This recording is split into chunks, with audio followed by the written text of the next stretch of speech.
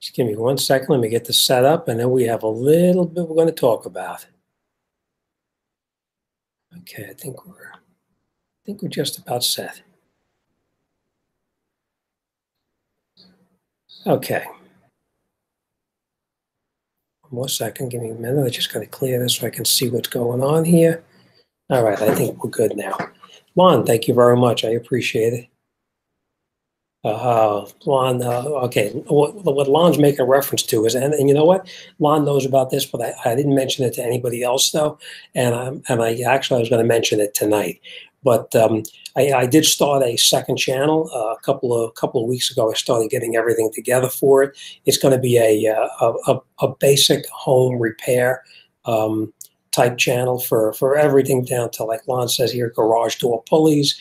It's going to be putting in a garage doors, fixing springs on garage doors, changing light sockets or dimmer switches, plumbing, anything home related for the average do-it-yourselfer. I'm gonna be on my second show. The second channel is going to be called Get It Done Home Repairs, because and Mrs. Jimthecarguy is probably going to hear this one, but whenever we talk about getting things done, this is how we got the name of the channel. We always talk about, let's just get it done. So that's what we named the channel.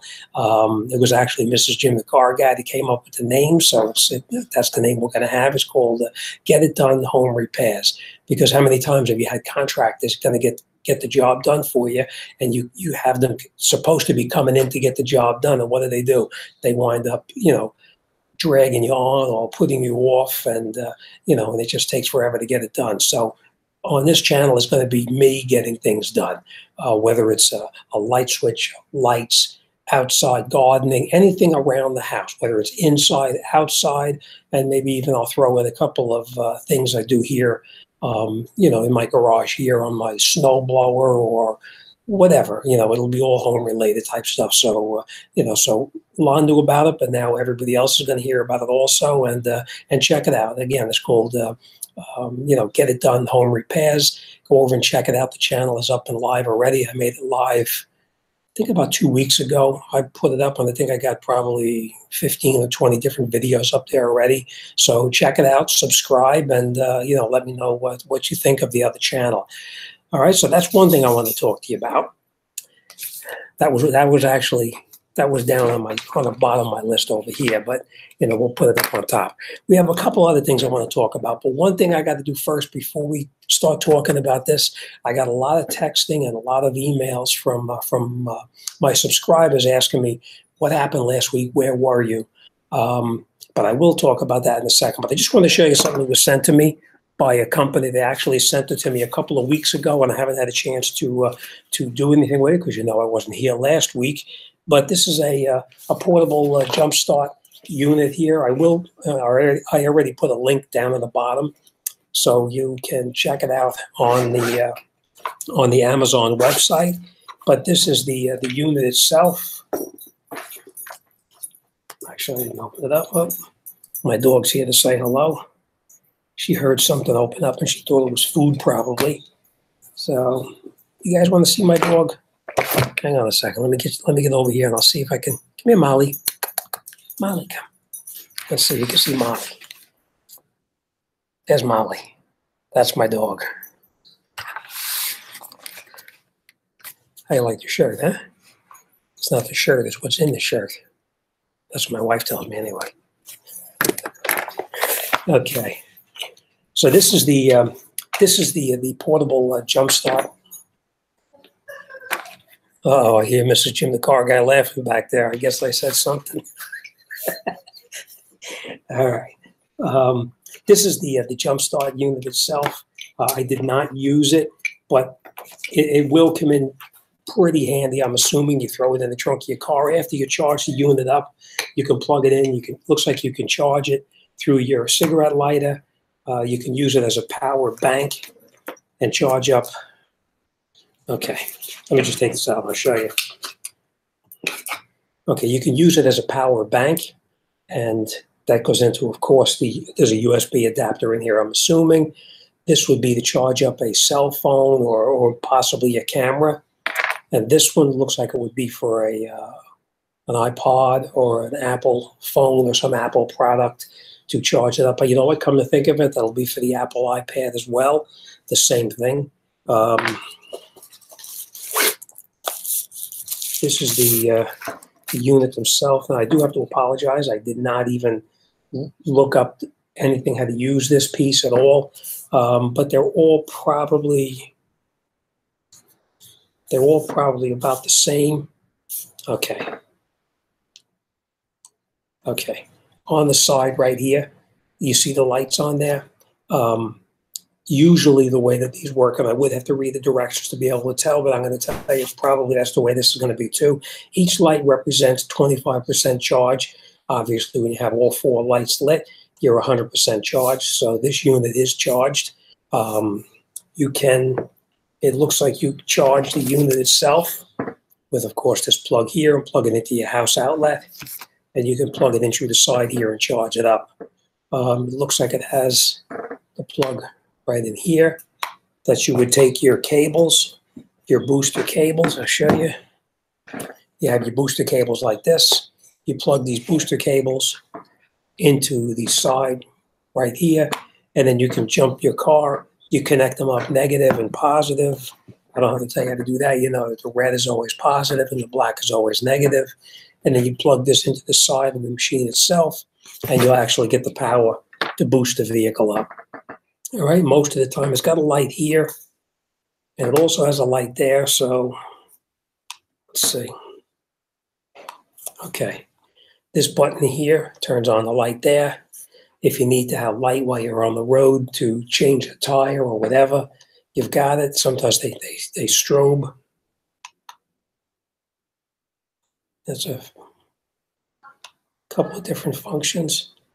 I'm not sure how to turn this one on, but we'll see. There we go. That's this one. All right. So that's, let's just turn this all down. Okay. Okay. And it does come with a bunch of different adapters here as well that you can adapt it to fit wherever is needed to charge it up. Like I said, it does. Let me put this down.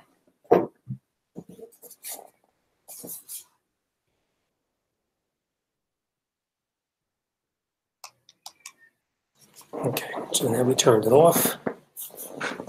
No, we didn't. Okay, so now it's all off.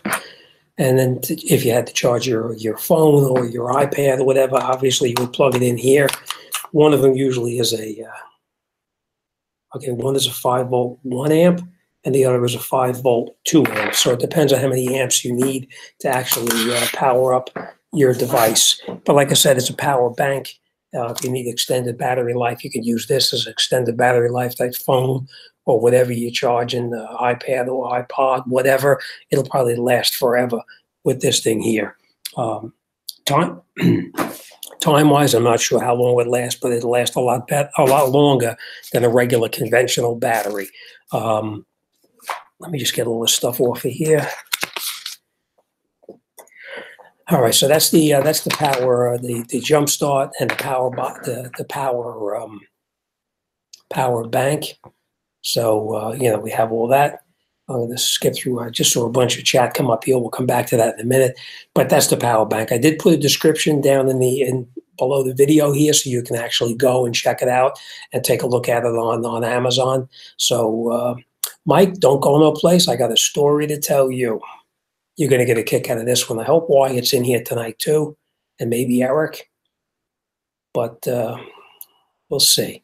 We're going to talk about something that happened last week. That Mike, I didn't even tell you about this, but you're gonna hear about this along with everybody else. All right. Okay, you guys know I wasn't here last week. I was on vacation. I took the week off. I got to do a bunch of stuff. I got to do a lot of fishing that I haven't had a chance to do. My son and myself got to go out on a boat to go out and do some fishing in the ocean off of Point Pleasant, which wasn't the most pleasant day. I knew something was up when they said it was small craft advisory before we got out. Once we got to the inlet, and anybody who knows the Manasquan Inlet knows, don't go nowhere, Wyatt, you're going to get a kick out of this too.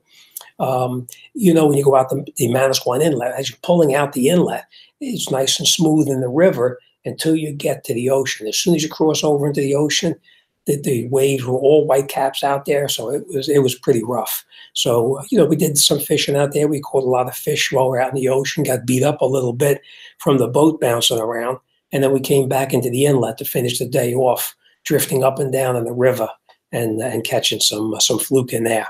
So we got the fluke in the river, and out in the ocean, we caught a lot of other fish, but very few fluke were caught out there. We were catching sea bass out there. So, all right. Now this is the story. Last week, that was one day last week we went fishing.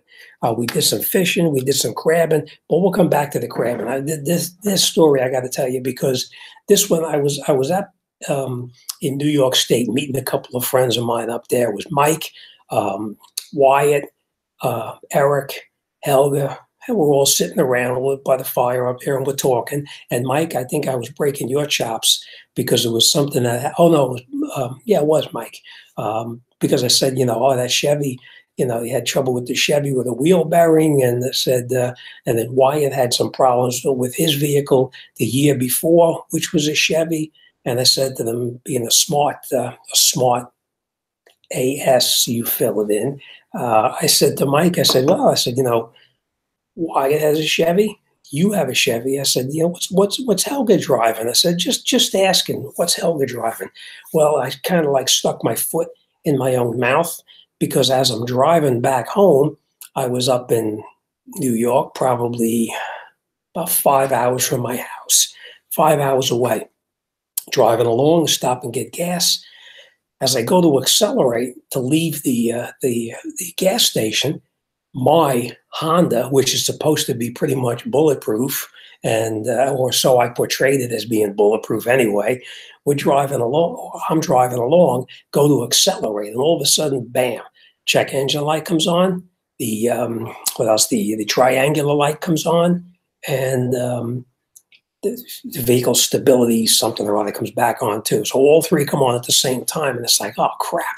You know, now I'm like 4 hours away, upstate New York, and Mike, I was tempted to turn around and come back and see you, but as I'm driving along, it starts going through my head, and then I start thinking about what's going on. And as I'm driving, it is a Honda, and like I said, it has a good amount of miles on it. But as you're going up a hill, as you're coming up the hill, all of a sudden you start to feel the car bucking and shaking as it's going up a hill. But I will tell you this, the check engine light was on, but it was not flashing. And that was the key, that even while I was driving along, I knew what the problem was. And I was on the phone making phone calls to order the parts so that when I got home, I could fix it here at my house, not at the shop, but at my house. So, you know, as it turns out, now, being that I work on the car all the time and I know everything about my car and any customer's cars, when the customer has a problem like this and it fails, I pretty much know what the problem is before the car even comes to the shop. But in this case here, Eric sabotaged your car. You know, he might have did that too. But I don't think I was breaking his chops, because he has something else he was driving. But you know, it did cross my mind. But as it turns out, it was actually the solenoid for the variable valve timing. It has the VTEC system in it, and what happens with the VTEC system, the solenoid goes bad, or the pressure switch itself goes bad, because there is a TSB on it. But whenever I change them, I don't change just the solenoid. I change I don't change just the pressure switch. I change the solenoid assembly at the same time, and that's exactly what it was. I ordered the parts, and by the time I got home here, it was after 5 o'clock actually, and luckily the parts store not far from my house was still open, and they had the part in stock, so I was able to come home, scan it with my my computer here at home, find out what the code was, which was just what I thought it was going to be. It was a variable valve timing. It was high pressure or something like that, whatever it was. So I was able to go and get the solenoid assembly and throw it in the car and get the car back on the road again. So, but that's because I was breaking Mike's chops and Wyatt's chops about owning a Chevy. I think karma came back to get me with my car. So that was and now I'm 4 hours north of where I am, and luckily it was pretty much where I was crossing from New York coming back into Jersey. So there really wasn't. If I was up further up in New York State, going up and down those hills, it would have been a real pain in the you know what. But as it turns out, it really wasn't that bad because it was pretty much once I got past into New Jersey, it was a little bit of hills, but nothing like it was up north. So that is what happened. That was my trip back home, and I did a video on it too. So maybe what I'll do is as soon as I edit the video or something, I'll throw it up online, and you'll see what actually happened. And actually, you know what, Joe, I was actually gonna call you. Oh, actually, I think I did call you, Joe. It did turn out to be I just couldn't make it back to the Bayonne area before everything down there was closed up already. So, but yeah, it turned out to be that variable valve timing solenoid assembly went bad. All right, so that was my adventure coming back from Eric, Mike, and Wyatt. We we had a meet up upstate. Okay. Next thing is I don't know if you guys that was part of the trip. It was a lot of driving around. It was we went fishing. I was all the way upstate New York and then back down here, and then I did some crabbing down here in the Barnegat Bay area. And I was telling my children that when I was a kid, we used to go crabbing, and it was actually, believe it or not, it was down in Bayonne Park. We used to go down there crabbing all the time. And what we used to do is we used to take you had the box nest that you can go crabbing with, which you pretty much just, tie some bait on it, throw it in the water, and just leave it there. And the crabs will go into the crab net. But the way that I remember doing it as a kid, and it was more fun, is I used to take believe it or not, a piece of fish, whether it's bunker or any kind of fish or even chicken. You tie it on a rope or a very thin string, and you throw it in the water and just put it down in the water, and then you leave it on the bottom for a while. And when you pull it up, as you're pulling it up, you get it up to probably where it's about a foot below before it comes out of the water, and you have to take a scoop net and you scoop up the crabs before they jump off. Because once the crabs come up and see the light, they usually hop off and you lose them. So if you have a net, you could scoop them up. And my kids were saying, I don't believe it. I think you're playing around. So what do you think I did? I went out and bought a couple of like the drop lines, and bought some pieces of chicken and put it on the thing and throw it down in the water. And I will tell you this, catching them that way is more fun than with a box net. A box net, you throw it in, you pull it up, and you take them out. When you have the drop line, you have the drop line in the water, and you could pull it up. And when you're pulling it up, you can actually feel the crabs on the line trying to swim away with your bait. Other times you'll throw it down, it'll go down to the bottom, and it'll be laying on the bottom, and you'll actually see your line start to walk away because the crabs actually try to walk away and take the bait along with them. But probably in an hour, I'm going to guess we caught probably at least 30, 40 crabs. Now, we don't keep them. We just throw them back in. It's just for the fun of catching them. But it brings back a lot of memories from when I was a kid going crabbing down in Bayonne, where we used to actually do that quite a bit. So and now my kids know, they thought I was cracking up, but now they find out that it really was the truth. All right. A couple other things we're going to talk about today too. Let's see what's going on over here. Got a lot of talking here. Yeah, I see that. All I saw was free beer, so I saw what Wyatt was saying here.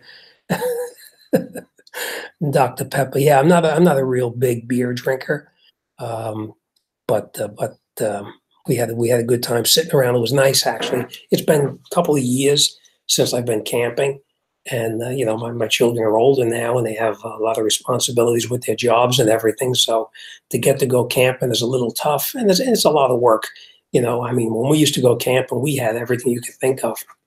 I used to have a Durango of all things, and we used to have there was myself and my three children used to go camping, and we had the tents in there, we had the grill in there, we had the lanterns, we had tarps in case it rained, and tarps to go underneath the bottom, and we had just about everything you could think of. So we used to go camping up there, and we would set up a campfire, and it would be a big fire ring, just like we had up by Wyatt and Mike up there at the up in New York, and it's a big fire ring just like that. And we used to actually cook all the food on top of the fire. Now, anybody who knows cooking and anybody who wants to see how half the cooking is done on the fire, go check out Helga's channel. I will put a link on here. Helga's. Give me 1 second. I'm going to see if I have it here. I will put a link down on the bottom here. You know what? I'm going to put a link down there for Wyatt, for Mike, for Eric, and Helga's channel. We had a good time up there. Got to talk and not just shop talk, but a lot of talking about everything in general. We had a lot of stuff in common, all of us. So it was nice to sit around and just shoot the breeze by the campfire and just watch the fire burning and having a couple of beers and talking. So it was really nice. I had a good time up there. The only thing that was lousy is that I should have been up there for a couple of days sooner, because I saw Helga made a dish, and you'll see when you check her site out. She had a dish that she made the day before I think I got up there, which I missed out on. But I did have some other stuff, and I'm not going to blow it by telling you what it was. You'll have to watch Helga's channel because I'm sure it's going to come up on there and see. It's Helga's Pennsylvania Cooking, but you check it out and you'll see. But cooking on a campfire is anybody who has not cooked on a campfire doesn't realize how difficult it is to cook on a fire. You think you get a fire going like you see on these cowboy shows on TV, where they get a fire going and they stick the food in the fire and they cook it in the fire. Well, it doesn't work like that. You try to cook something on the fire, and if you take anything, whether it's chicken or whatever it is, you take that and you stick it in the fire and you try to roast it on the fire, or you're going to have, I just want to tell you this, both my dogs now are here checking to see what's going on. You take it and you stick it in the fire. The outside is going to be black and crispy, and you're going to cut it open or take a bite out of it. The inside is going to be raw. So cooking anything on a fire is very difficult. And Helga did a great job. She has, you check out the channel, you'll see.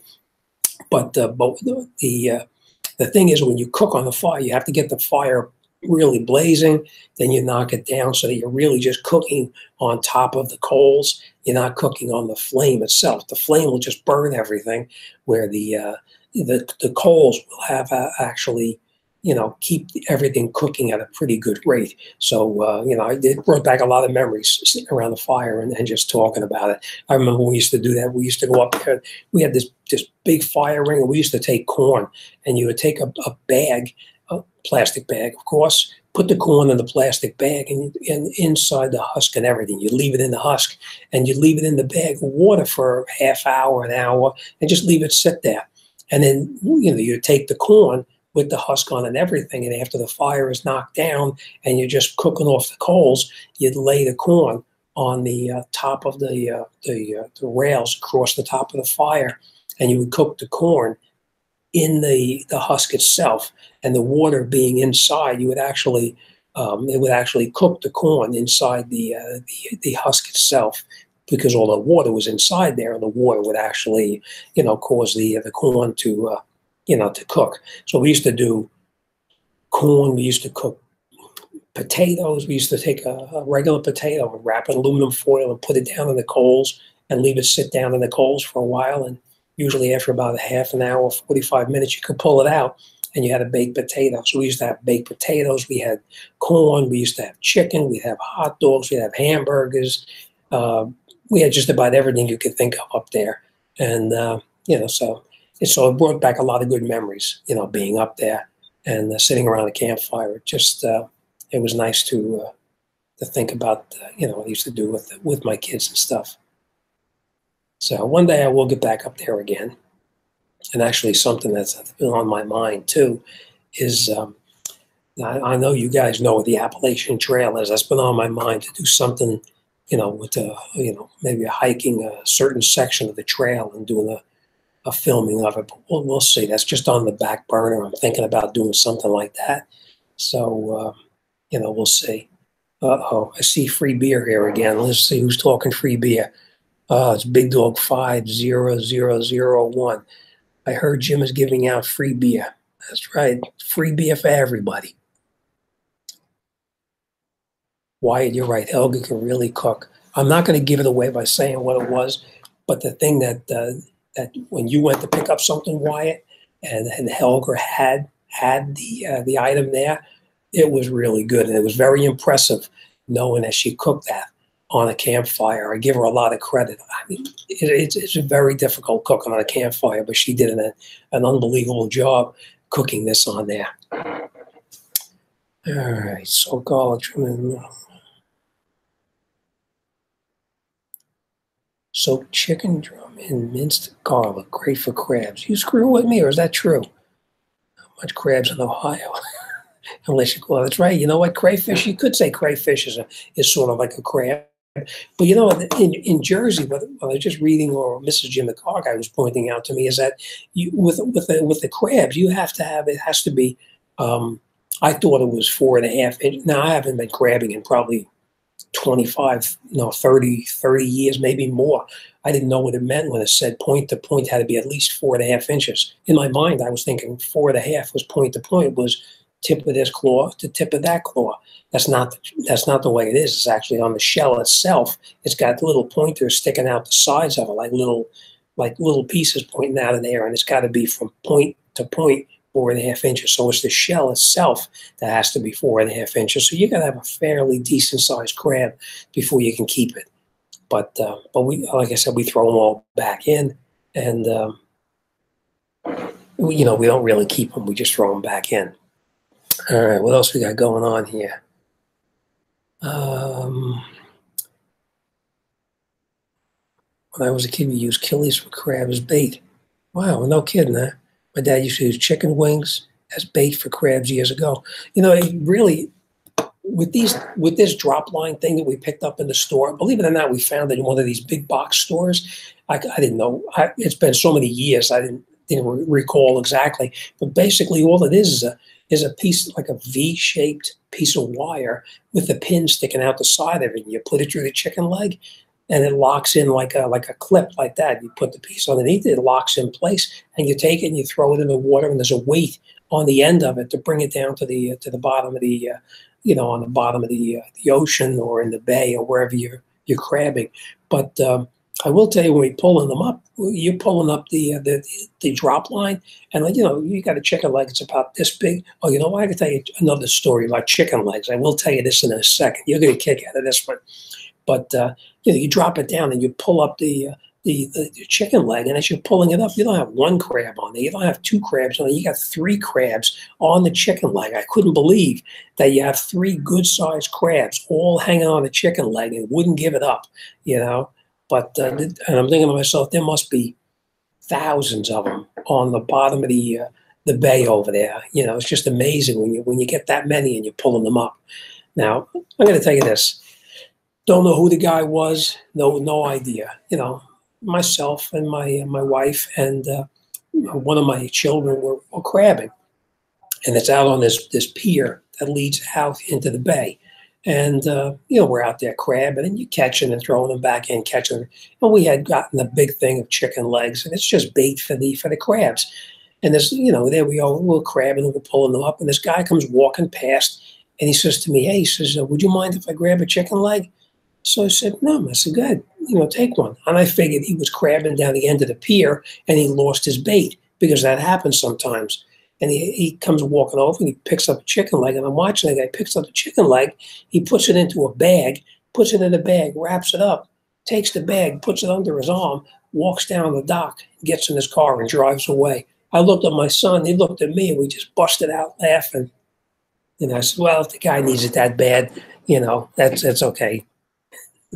But I thought that was really kind of strange. All right, so we told drop lines, we talked about. Okay. But I do want to mention this to you too, and I probably told you this already. Anybody who hasn't checked out the state parks, you should check them out. The state parks are really pretty good. We used to go to High Point State Park all the time and go fishing. I mean, it's a different kind of fishing. It wasn't the ocean fishing. It was lake fishing. We used to go fishing up in the lake up there, up in High Point, and you catch some nice sized bass up there. Bass, sunnies, and, catfish, stuff like that. But we always had a good time in the state parks, and they always had, decent facilities there. I've been to a lot of different state parks around the United States. Obviously, I'm in Jersey. I've been to most of them in New Jersey. I've been to quite a few of them there. I've been to one up in Maine that was actually pretty neat. Maine was really nice, and this was in Bar Harbor, and it was a really nice thing up there that they had in, I think it was Acadia National Park, not a state park, but a national park. Been out to Yellowstone quite a few times. I think it's twice I've been to Yellowstone. So check out the state parks. You'll really look into the programs that they have there. It's always a lot of fun. Myself and my wife and children, we always had a good time in the state parks. But I will tell you one place we were, which was really neat. And I don't think it was I think it was in Bar Harbor, if I'm not mistaken. And I thought this is not in a state park or a national park or anything like that, but I thought this was really neat because there was this one place up there where it was an island out in the middle of the water. And you could see the island. It was maybe a couple 100 yards out. And during low tide, it was actually a land bridge. The tide would go down and you could actually walk out to this island and stay on and, explore the island and everything. And then if you didn't, if you watched your tides, before the tide came back in, you could walk back off the island without a problem. But if you weren't paying attention and the tides changed, you were stuck out. 1 second, I got to scroll there. Give me 1 second.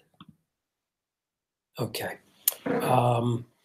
If the tide changed and the tide came back in, you would be stranded out on an island until the next low tide. So that was a pretty neat thing that we did. But lots of different places, lots of different vacations. As always, this time of the year, it's always a lot of fun to do stuff, with the family and all. But what else I want to say? Something else I want to tell you too.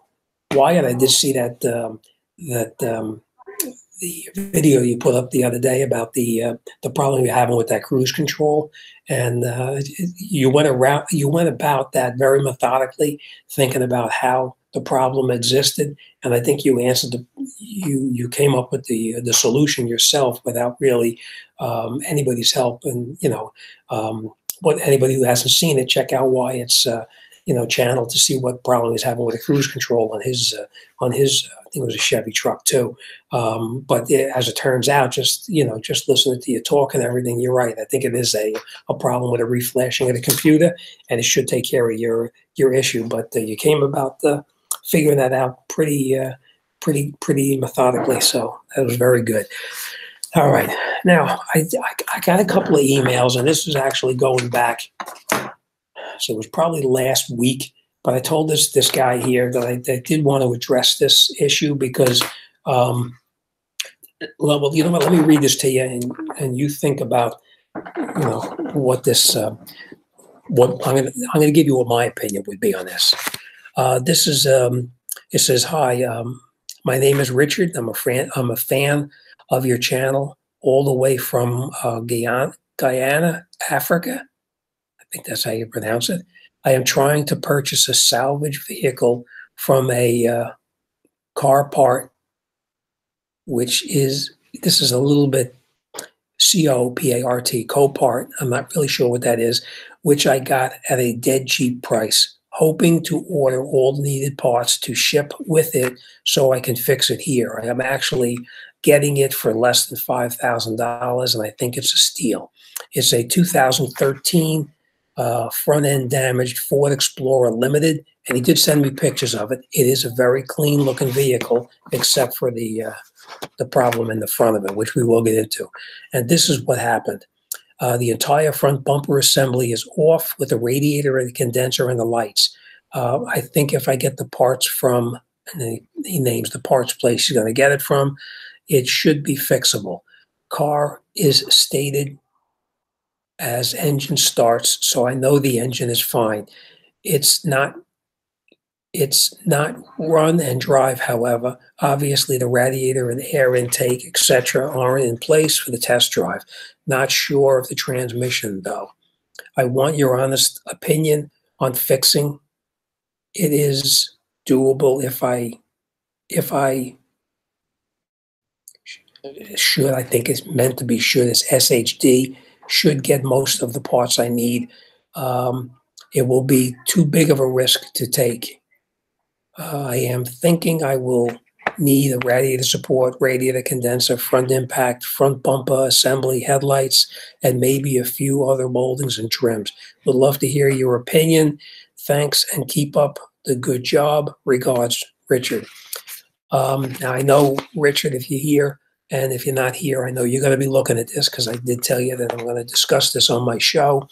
The problem with that, and I'm going to tell you, of course, I'm going to tell you a story. That's the way I am. I always relate something that happened to in previous vehicles with something that is possible it could happen here. Now, with this vehicle, I've seen it before. You're right, Joe. It is a lot of work, and the problem with this. Oh, it's in North. Okay. The problem with this vehicle, it looks very clean. Everything inside the vehicle, everything in the back of the vehicle looks clean. The front is hit really hard. The problem is that a lot of times when a vehicle is in an accident, and I've seen this, you probably don't know this, but I used to do recovery work years ago. I had a towing business as well, and I used to pick up a lot of vehicles that were in accidents. What happens when a car is in an accident like that is a really substantial hit in the front end. All those parts just don't fall off. When you look at the picture on this particular vehicle, when he sent me these pictures, everything is off of the vehicle already, which tells me that somebody on the other end who is selling the salvage title took everything off of the vehicle. But what happens, obviously, is when you have an accident, the problem is you have an accident and everybody, I don't care who it is, you get shaken up during an accident, including myself. I've had accidents and I'm usually a pretty calm kind of guy. But what happens is the accident happens, your mind is going, you get a little bit nervous, you're not thinking, and you get a little bit frightened, of course. But a lot of times what happens is you'll have that accident and you'll forget to turn the vehicle off. And that's the point I'm getting to. If the engine was shut off immediately and it wasn't a problem, the engine never overheated, you'd be okay. But in this particular case, you don't know if that vehicle was in that accident and left running. I've had them already where I've picked them up and it was toasted because people had the accident, crushed the radiator, lost the antifreeze, and the vehicle kept on running. And the vehicle will run until it shuts down by itself. Will it restart? Most likely when it cools down, it probably will start back up. But the problem is that head gaskets and everything do start to fail. And now I'm going to tell you the story. But my opinion on this vehicle here, there's a very good possibility that you could have a problem with the head gasket. And if the vehicle is running now, it can run. And it can run beautifully right now. Even though you're running it for a short period of time, you could start it and race it up and it feels fine and everything. But the problem is that you won't know until you get antifreeze back inside the vehicle. If you put antifreeze, right now you start the vehicle and you run it, and it seems to run good. But if you get antifreeze in there and there's a problem in the head gasket, the problem with a head gasket is that it won't leak internally until the antifreeze or coolant or whatever is in there gets up to a point where it actually can seep into the cylinders. And that brings me to my story. I had a friend of mine, and actually, you'll even see some videos on my channel about this one here. It's I think it was a 2005 Honda Element, and I did a couple of things. I think I did some struts on it. I did brakes on it. I got a couple of videos on there on the Element, but I think there's like 4 or 5 videos on it, including one of them, which was a variable valve timing solenoid assembly that I did. It was on that vehicle. But this guy here is a very good friend of mine. He lent the vehicle to somebody. The person went out and they had a motor vehicle accident, crushed the front of the vehicle. Now, just the bumper was pushed in, the radiator was destroyed, lost all the antifreeze.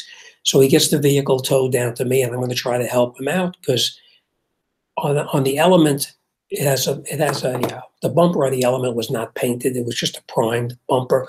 So it really needed a bumper, it needed a condenser, it needed a radiator, and that would pretty much get it up and running again. And the problem is that when the vehicle came to me, I said to him, I don't know exactly what happened to the engine. I said, the person who had the accident, did they shut the vehicle off right away, or did they let it run? And he said, oh, no, he shut it off. As soon as he had the accident, he saw the steam coming out and he shut it off right away. I said, well, the chances are it's going to be okay. You're not going to have a problem. You should be able to put it together, and it shouldn't be a problem. Well, I got the bumper, got the supports in the front, the bumper support, changed the radiator, changed the condenser, changed the radiator support underneath there as well, put the whole thing back together, start the car up. It ran, it's a 2.4 liter. It was the 4-cylinder Honda engine, and it ran beautifully. I started adding antifreeze to it, and the vehicle was running fine, nice and smooth. As soon as I got the antifreeze into it and started filling it up, all of a sudden the engine started pop, pop, pop, pop, pop, pop, and I knew it was a misfire. I look inside the vehicle, and the check engine light is on. So I stopped at that point putting antifreeze in because I knew what happened. I throw the scanner on it to find out what cylinder had the misfires in it, and as it turns out, it was 2 cylinders actually had misfires in it. So I did take the plugs, all 4 of the plugs out of the vehicle, and I put a pressure tester on it and pressure tested it. And sure enough, I could watch inside the cylinders, the antifreeze filling up in the cylinders. So the guy did not tell my friend the truth. He said he shut it off immediately once he had the accident. The reality of it was he didn't shut it off immediately when he had the accident. He actually overheated the vehicle and he blew the head gasket. And that we wound up having to do a head job, a head gaskets on the vehicle because he actually wound up destroying the head gaskets on there. So, Richard, in my opinion, I would be very careful with this because you could go spend $5,000 and go spend another $3,000, $4,000, $5,000 in parts to put this back together, only to find out that you have a blown head gasket. My opinion, would I take a gamble on it? No, I wouldn't take a gamble on it because if you're doing $3,000, $4,000, $5,000 worth of work to the front of the vehicle, and God forbid you have a blown head gasket, now you got to rip apart the top of the engine to go and have the head gaskets replaced on it, and that's going to put that 2013 up pretty expensive for the amount of work that has to go into it. And I know it's not what you want to hear, but the problem is you'd rather hear the negative part of it right now instead of getting through all that work, filling it up with antifreeze, and then have a misfire in the engine because the head gasket blew. So would I take a gamble on it? No, I wouldn't take a gamble on it. I would pass it up. I'm sure you could do much better buying some other vehicle out there that is not going to be a problem. And like I said, it's just speculation because we don't know for sure. But, if it was run while it was overheating, yeah, it could be definitely a problem for sure. Okay, I know there's a lot of stuff going on over here, but I'm probably not going to be able to comment on it because there's just so much going on there. But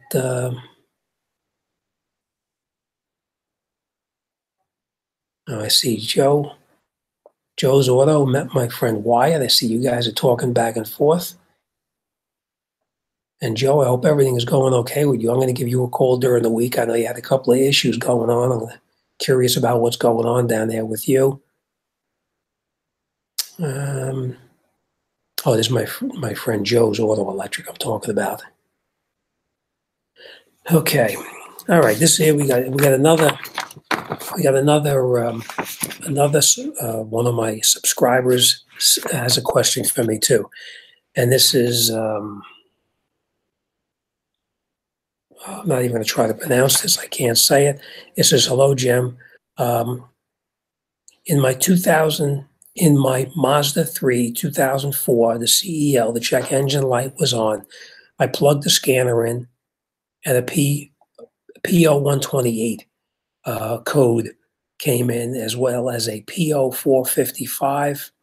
The PO128 is actually the coolant thermostat, and if I'm not mistaken, I think it comes up as the temperature is low or high. I'm not really sure which one it is, but it comes up as the thermostat problem.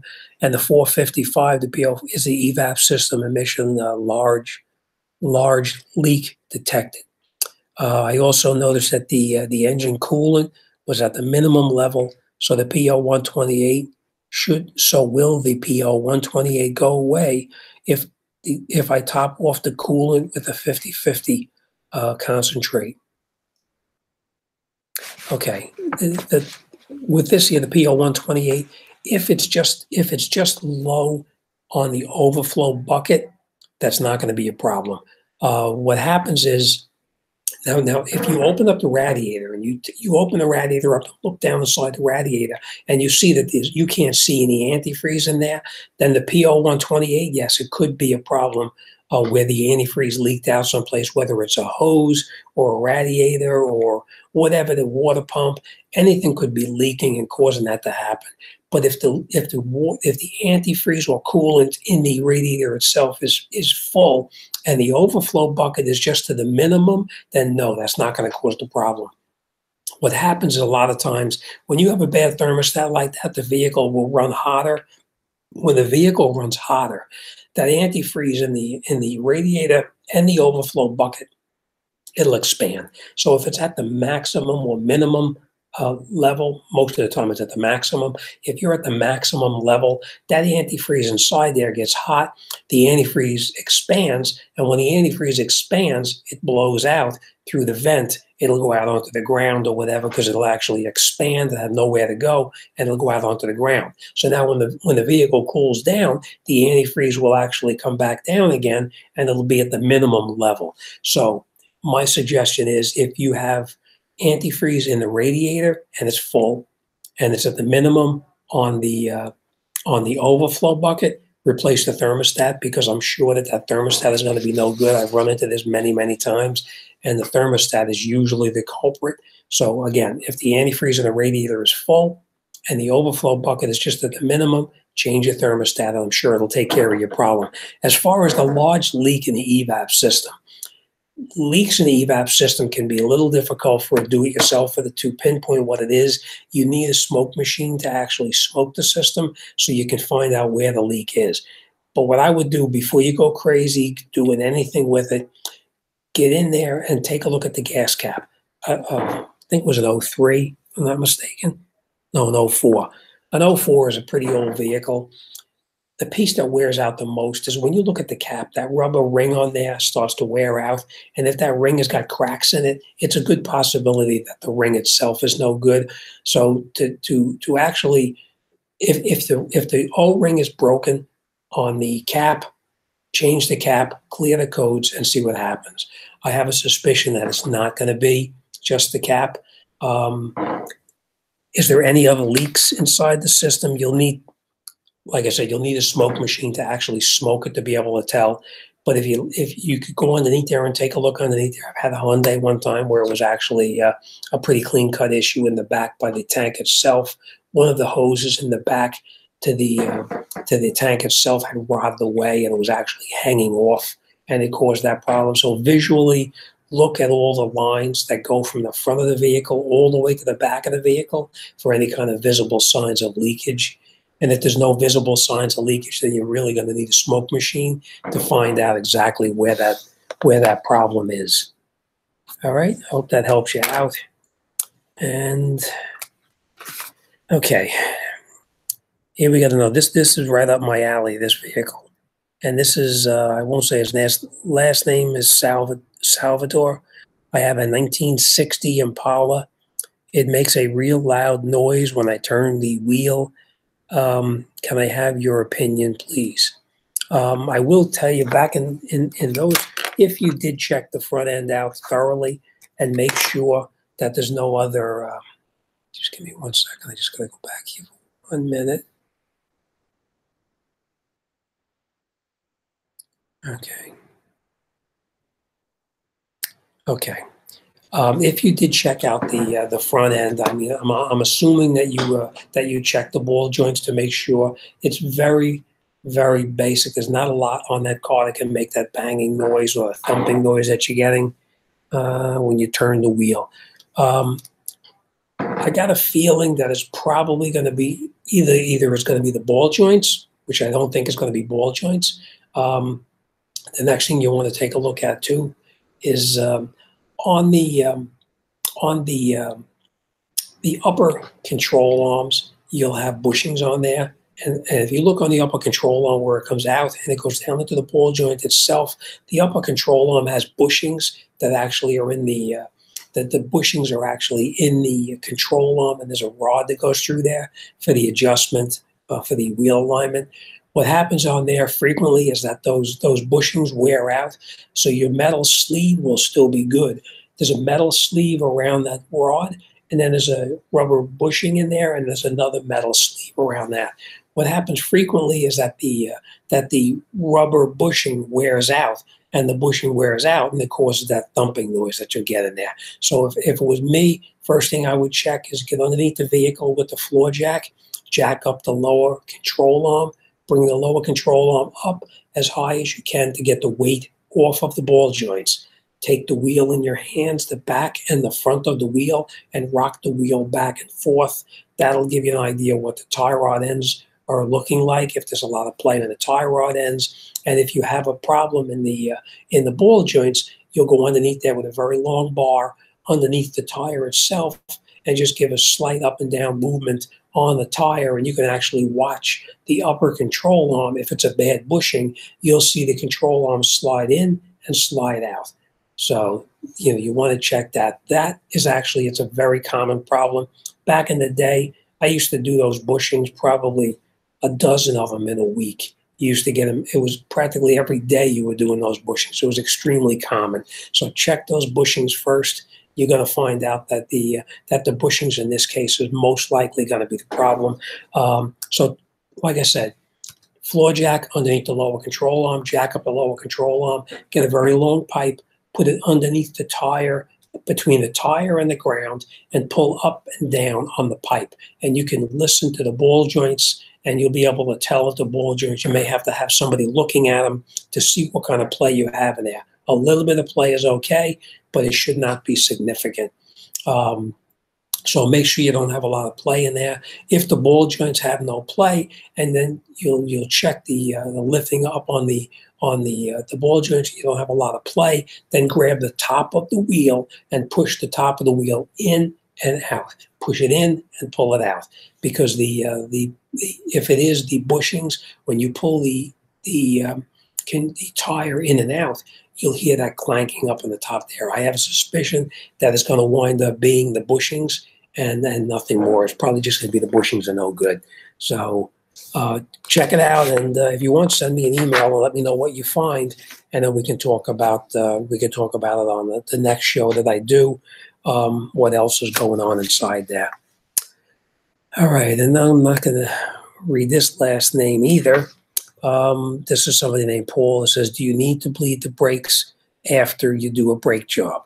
I will tell you this, a lot of times, do you have to bleed the brakes? No, you don't have to bleed the brakes, unless you're changing a wheel cylinder, a caliper, a brake line, or anything like that.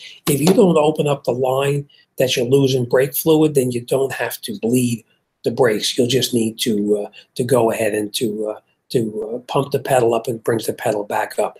But if you're changing the caliper, you're changing a hose, you're changing a wheel cylinder, anything like that, then yes, you will need to to bleed the brakes. All right. This is SA22. Not sure who it is, but they say, thanks, Jim. Thanks, Jim. I've learned much watching brake videos for different makes and models. If I can't fix a socket and torque wrench. Oh no, okay. If I can't fit a socket and torque wrench to tighten the caliper bolts, what do you recommend to make sure that the bolts are secure? This is a Hyundai Genesis Coupe. I do not have a ratcheting combination wrench available. SA22, what I would say to you is that if you tighten it up and you're using a 3/8 drive ratchet and you're pulling fairly tightly on that ratchet, chances are you're not going to have a problem. I'm going to tell you most of the time, I'm going to say 95 or 100%, almost 100% of the time, mechanics working on the cars out there are not using a torque wrench to torque any kind of brake caliper bolts or anything like that to what the specs are. So if you get in there with a regular 3/8 ratchet and you're using a fairly long extension on the ratchet, you should not have a problem. It should be able to tighten up pretty tight without a problem. All right, so just tighten it up until it's fairly tight with the ratchet. You should be okay. All right, this we got here. It's okay.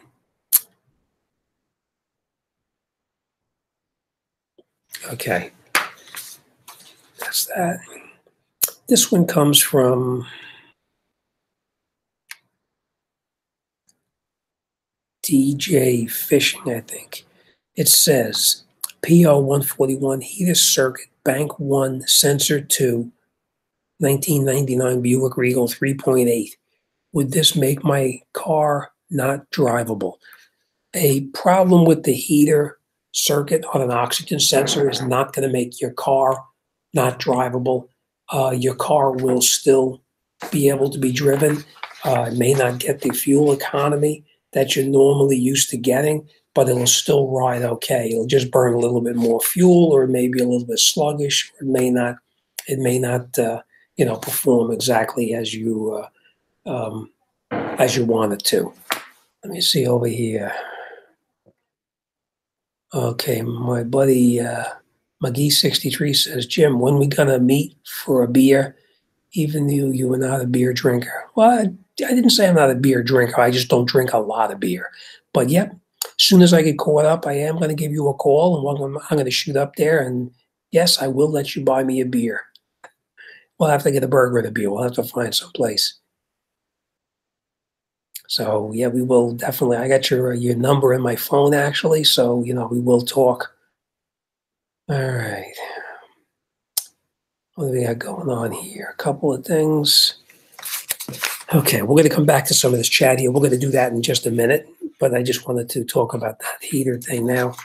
And then we're going to talk about some of the people who are out there. Well, we'll talk about one more thing I want to talk about now, and we're going to go back to this other one that I have here. This comes from, I'm not going to mention the last name, but his name is Darren, and he says, 2008 Infiniti FX35. Question. I need bearings replaced on one side. Should I replace the other side as well? Thank you in advance. Nice video. I feel like I do the job myself. Yes, you can do that job. It's a fairly easy job. As far as changing, if you have one bearing bad on a vehicle, his question is, do you need to change both bearings at the same time?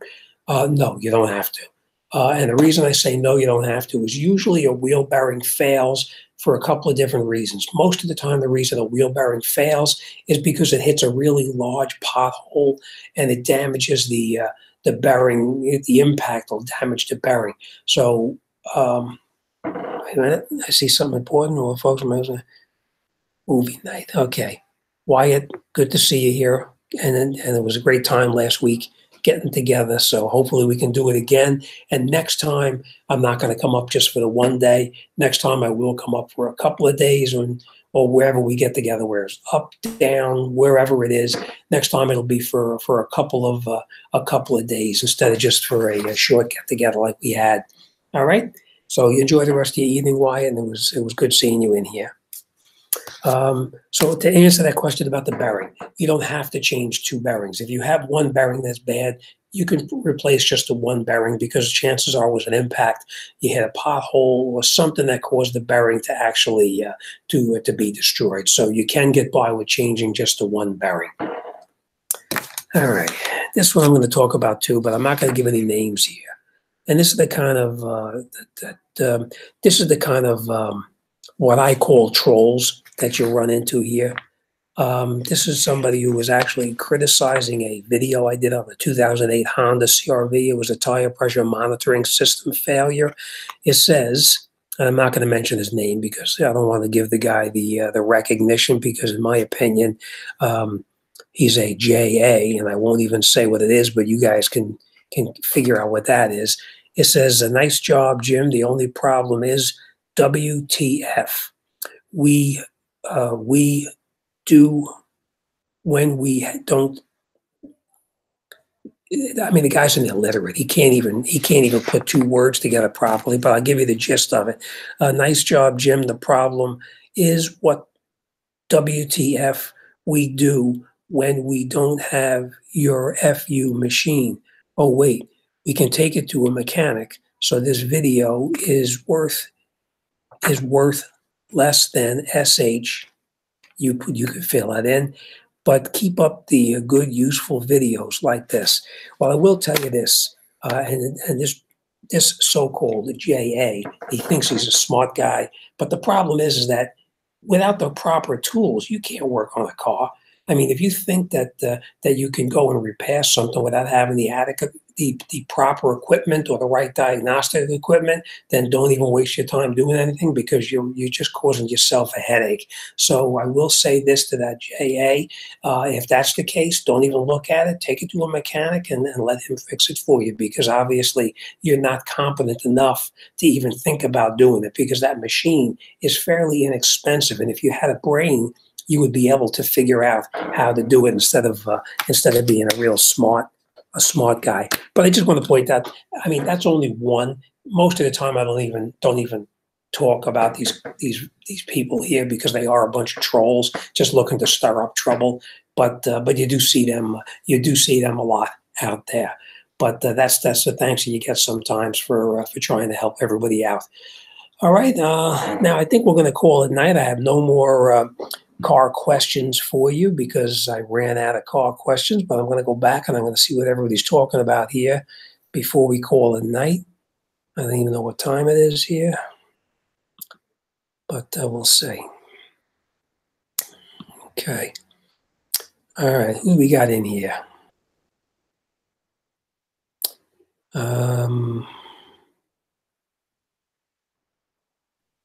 Don't take any crap from it. Yeah, that's the problem. Is am I making a ton of money doing this? No, I enjoy doing this because the interaction with everybody I talk to over here. I'd say 99.9% of the people I know and met on YouTube are actually really, really good people. I met some people on here and I was actually telling some of my friends this when we were sitting around the campfire, is that, YouTube brought a lot of us together that chances are we would have never, ever met anybody of all my friends on here. I mean, we have friends all over the place. We have friends in Texas. We have friends in Arizona. We have Alaska. We have Florida. We have New York, Pennsylvania, Jersey, of course. But we have friends from all over the United States, and we have friends over in Europe as well. So these are all people that we would have never met. So 99.9% of the people you meet on here are really good, and unfortunately, you do get trolls like this person here, just looking to stir up and cause some kind of a problem. So I will tell you this: I did already take him from my channel so that he's not going to come back on the channel and create any problems with anybody else that happens to be on my channel. If somebody comes on my channel and they actually are a real, they start throwing the F-bomb and a bunch of other bad words, I block them right away from my channel, and I won't let them come on because I don't want that kind of. You don't see me cursing on the channel. You see me being very respectful to everybody on here, which is exactly the way I want to be treated, and how the way I treat everybody is the way I like to be treated myself. Am I the most brilliant mechanic in the world? No, but I've been around the block, and I've come into a lot of different things over the years, and I can usually get you through. Had this guy just sent me an email and asked me for advice on it, I would have steered him in the right direction. I can't tell you how many people I've lent my tools to, that have sent me emails saying that they're in a tough place. They, money's tight and everything. Is there any way I can help them out? And I get all this stuff sent to me from these different companies. I don't need this stuff. And I can't tell you how many scan tools I've sent out to people and how many diagnostic devices I've sent out to people because I don't need it. And it's just going to sit on my shelf at the shop or at home, so I don't need it. I'm more than happy to send it out to anybody. And, for anything, but people like that, you do get them. So enough. We're not going to talk about him anymore because, that's just the kind of people that you have. But I'm going to say overall, 99.999% of the people I deal with are all very good people. And I met a lot of really, really good people on here that I would have never met any other way. All right, let's see what we got here. We're going to talk about a couple things. Okay, Bill's, yes. Just seeking a keyboard. Okay. Most of them are just attention seekers and a keyboard tough guy. Anyway, yep, yeah, you're right. I mean, you do. You do meet a lot of people on there, and most of the time I won't even respond back. Like this guy here, I didn't even respond back to him. I just delete the message and take him off my page. But I just want to share with you what kind of people myself and all my other friends deal with all the time too. I can't tell you how many times I get an email from a subscriber and they're a little bit angry and they'll say to me, I've emailed you 4 or 5 times and you don't get back to me. The problem is that I get so many emails a day that I can't read. These are just emails that happen to actually make it across my computer where I clicked on them and I read it and I thought it'd be interesting to talk about it. This is only 8 or 10 things that we talked about here tonight. I get probably a couple of hundred emails a day with people with car related issues that they want to, talk about and try to help them out with. And a lot of times I won't go on the computer for a couple of days, and then I'll turn my computer on and I'll see I have a couple of hundred emails waiting there for me. There's really just no way that I could possibly go and read through each one of the emails. So I do try to help out and talk to as many people as I can. But overall, it is very overwhelming to get a couple of hundred emails a day and still be able to do your regular work and your family life and answer emails as well as posting videos and editing. And it does take a lot of work to do it. So I do apologize if I don't get to a lot of emails, but it's just the reality of it is I just can't handle all the emails that I'm getting. But I will try to, and usually, like I tell everybody, if you're persistent, you just send me the email, once, twice, 3 times, 4 times. Sooner or later, I'm going to see it come up on the screen, and I'm going to go through it, and we will talk about it. All right, but I think we're going to call it a night here. There's a lot of stuff going on that I'm not really sure I haven't been keeping track of, but I'm just going to look through a couple things right here.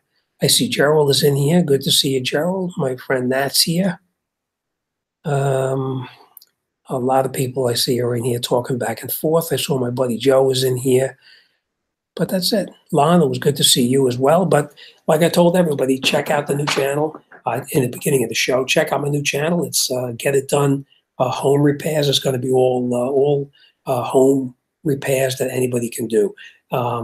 So that's it. All right.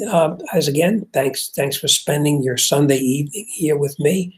And like always, I'll try to come up with something next week that we can discuss or talk about. Anybody has any ideas or what they want to talk about, send it to me, of course, and we can, we can give it some thought. Hopefully I can, talk about something. Hopefully I was able to answer some of these questions for my subscribers here. And that's it. All right, so thanks again for spending your evening here with me. I'm sure there's lots of other things you'd be rather doing than sitting here and listening to me talk. But that's it. All right, so enjoy the rest of your evening. Have a great week. I think it's supposed to be pretty hot this week, so it's going to be a little bit steamy. But, you know, it is the summer. So, all right, enjoy what's left of the summer. And as always, thanks for watching. And I'll see you guys next week. Enjoy the rest of your night.